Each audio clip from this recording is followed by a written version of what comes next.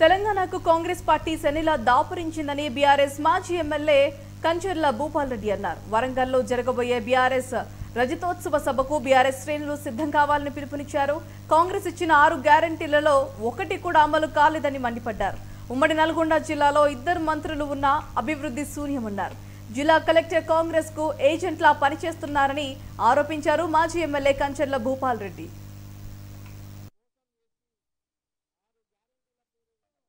Congress party ఒక శనిలాగా ఈ రాష్ట్రానికి ఒక దరిద్రంలాగా మోసపు మాటలు అబద్ధపు మాటలు కాంగ్రెస్ అంటేనే నరాల్లో ఉన్నటువంటి మోసాన్ని మళ్ళా తెలంగాణ ప్రజల్ని మోసం చేసి 6 గ్యారంటీల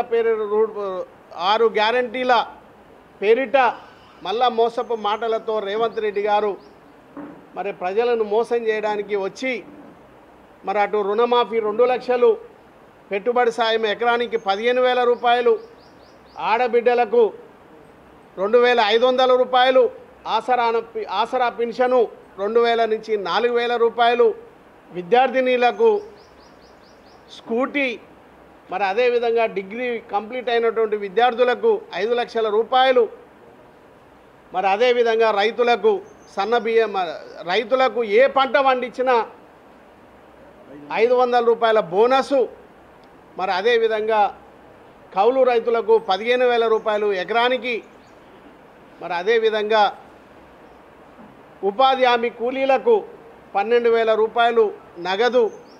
ఈ విధంగా ఎన్నో రకాలుగా హామీలు ఇచ్చినటువంటి సందర్భాన్ని మీకు గుర్తు చేస్తున్నా. 16 నెలలు అవుతున్నా ఈ రేవంత్ రెడ్డి గారి ప్రభుత్వంలో ఒక్క పని కూడా, ఒక్క మాట కూడా, ఒక్క గ్యారెంటీ కూడా నెరవేర్చలేనటువంటి పరిస్థితిని మీకు ఈరోజు గుర్తు చేస్తా ఉన్నా. కాంగ్రెస్ పార్టీ